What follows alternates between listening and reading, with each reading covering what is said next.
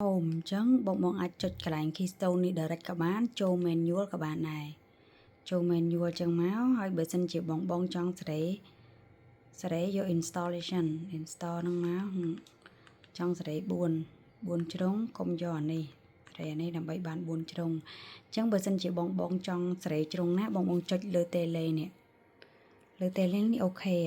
នេះចុចអូខេឡើងនេះមកវីដេអូហើយឃើញអត់ចុចអូខេឡើងហ្នឹងមកយើងសេរីហើយបែកមកវិញបងចុចលើឆ្វេងស្ដាំលើក្រោមមកនេះឆ្វេងស្ដាំលើក្រោមចុចតាមចិត្តមកហើយបើបងចង់សេរីជ្រុងណាអូខេលើជ្រុងហ្នឹងមកសេរីមកលើក្រោមឆ្វេងស្ដាំចឹងមកហើយបើចង់ត្រឡប់ទៅវិញចុច back មកត្រឡប់ទៅវិញហើយ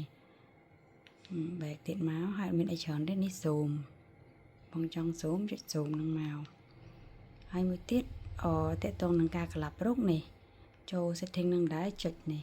ក្លាប់ចឹងមកអត់មានអីបាក់ទេស្រួលមែនតើហើយតែប៉ុណ្្នឹងបង